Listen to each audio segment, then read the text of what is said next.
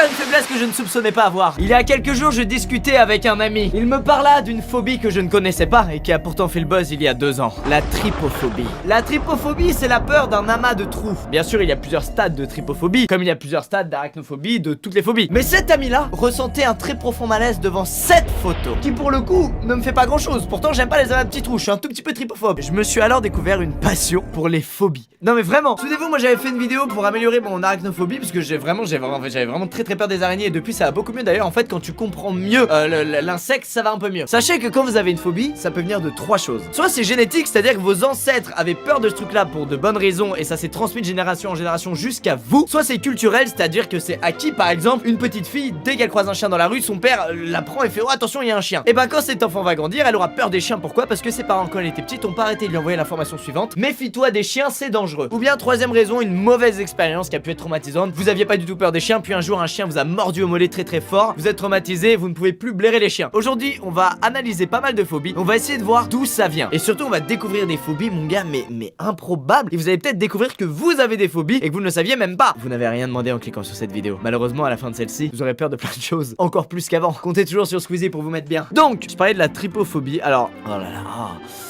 Oh, je floue. Heureusement, vous voyez pas ce que je vois parce que vraiment.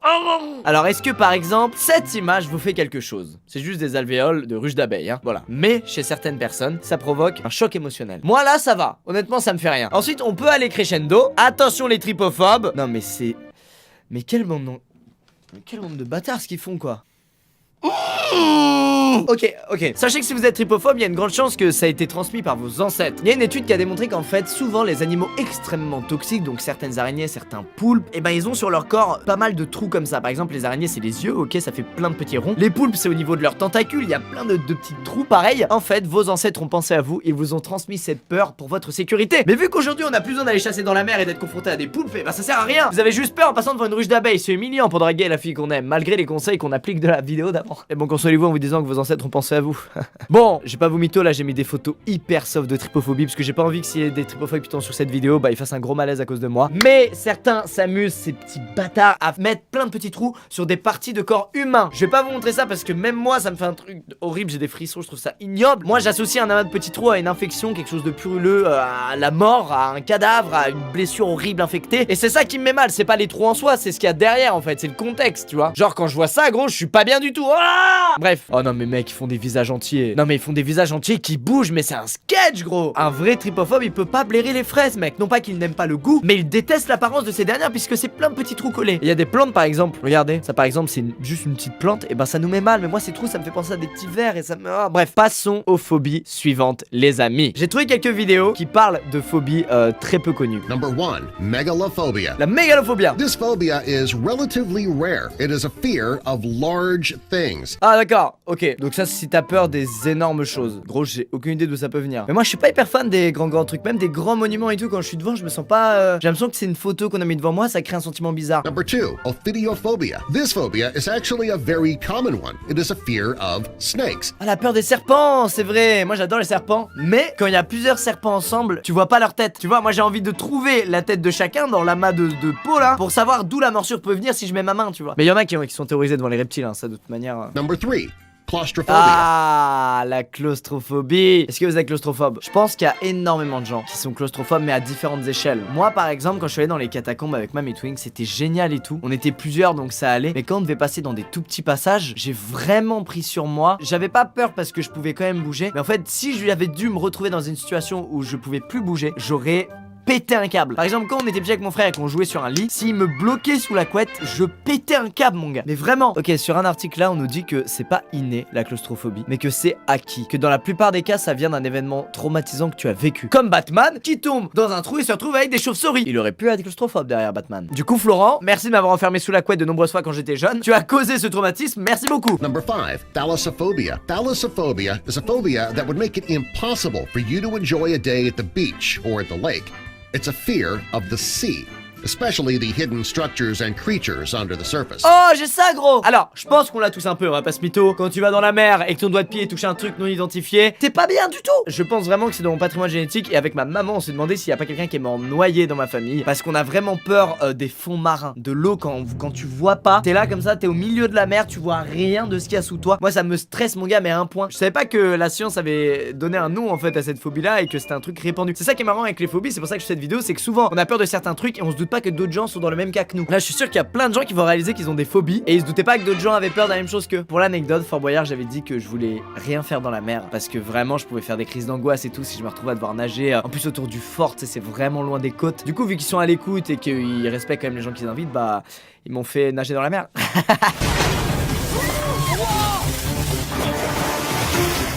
Allez vite, vite!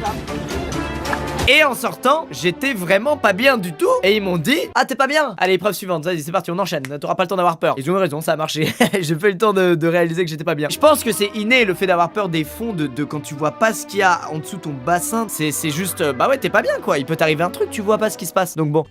Ah! Alors, le mec va parler de la trypophobia. Si vous êtes trypophobe, regardez les commentaires. Le temps de passer à l'autre phobie, voilà, au cas où. J'ai pas envie de faire du mal à quiconque là, c'est pas gentil. Vous voyez, c'est ce genre de montage photo qu'ils font pour créer encore plus de malaise chez nous. C'est-à-dire qu'ils te mettent un truc qu'il y aura jamais sur ta peau, plein de trucs comme ça. Alors qu'en vrai, ça t'arrivera jamais, à moins que t'aies une énorme infection et que ta peau nécrose et que t'aies des vers sous la peau là. Ça n'arrivera jamais, ça. Number 7. Mysophobia. If you look at this picture and you're terrified, you have an irrational fear of mushrooms.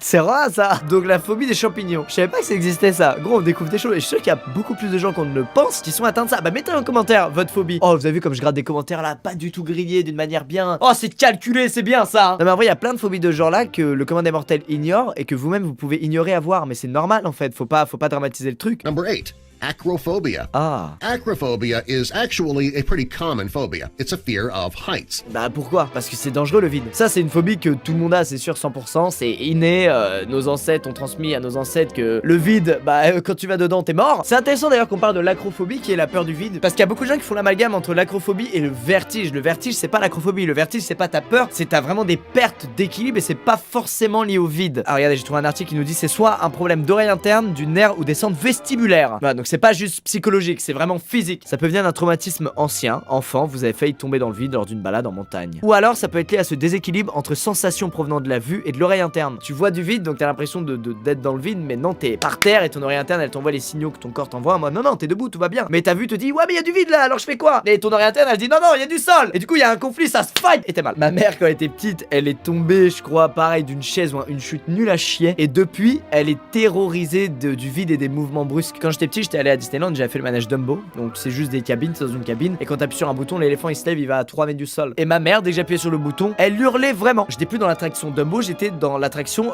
Launchpad, où en appuyant sur un bouton, bah maman criait. Number 10. Calrophobia. Ah! This phobia is more common than most people think. It is a fear of clowns. Mais gros, t'es la gueule du mec. Je suis désolé, c'est un peu normal d'être un peu inconfortable, voire d'avoir peur en voyant ça, c'est tout à fait normal. Bon, j'avoue, Stephen King, il nous a aussi peut-être un peu baisé la gueule. Hein. Avec son ça là, ça nous a mis mal. Number 12. Japhirophobia. This is a common phobia and it can make traveling by ground very difficult. Japhirophobia, which is a fear of bridges. Oh, c'est marrant ça. Et c'est lié à la peur du vide, non? T'as peur que le pont il craque. En vrai, t'as juste peur que le pont il craque ou qu'il y ait une planche qui se pète sous toi. Non, on va pas se mentir, ça vous est tous déjà arrivé. But this phobia will do anything they can to take an alternate route to avoid bridges. Non mais attends, c'est la peur des ponts en général ou de ce pont gros? Parce que ce pont, je te jure, il fait peur à tout le monde ici. Ah ouais non, ok, donc c'est même la peur des grands ponts comme ça en fait. Moi j'adore les ponts gros, justement. Justement j'adore les ponts parce que souvent c'est au-dessus de l'eau et du coup ma thalassophobie, bah je la surpasse quoi. Vu que je suis au-dessus de l'eau, je m'en bats les couilles, je vois bien mes pieds dans la voiture. Ok, peur suivante. Number 13. Pediophobia. Pediophobia is an irrational fear of dolls. Mec, Chucky déjà il a traumatisé une génération entière. Et ensuite juste des trucs d'une apparence humanoïde mais qui sont pas très bien faits, c'est creepy frère. Ah et dis aussi que ça peut venir du fait qu'il y a les poupées, surtout les poupées vaudou, sont associées avec la sorcellerie et du coup ça nous met mal à l'aise. Ah voilà, il y a aussi le fait que les poupées ont le regard fixe. C'est vrai, c'est ça qui est horrible. Mais encore nous, notre génération elle a des poupées stylées comme ça, on est gâtés quoi. Mais t'imagines, nos grands-parents vu les poupées qu'ils avaient?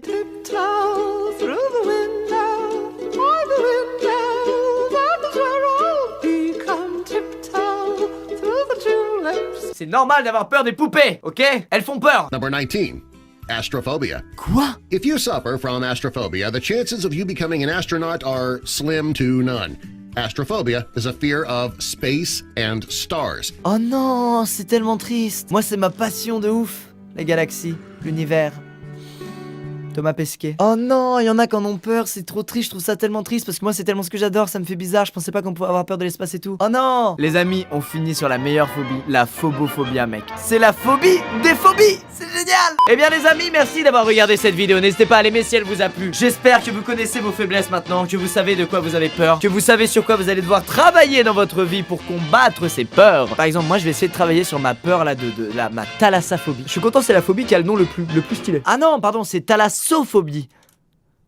C'est moins stylé. Je suis curieux de voir quelle phobie vous avez. Bon, après, il y a des phobies dont j'ai pas parlé qui sont beaucoup plus communes, comme je sais pas moi, la phobie des aiguilles, des reptiles, de voir Squeezie en suggestion sur YouTube, de plein de trucs comme ça. Nous vous quittons, moi et mon crâne rasé, pour vivre d'autres expériences fabuleuses. À très vite dans une prochaine vidéo. Ciao!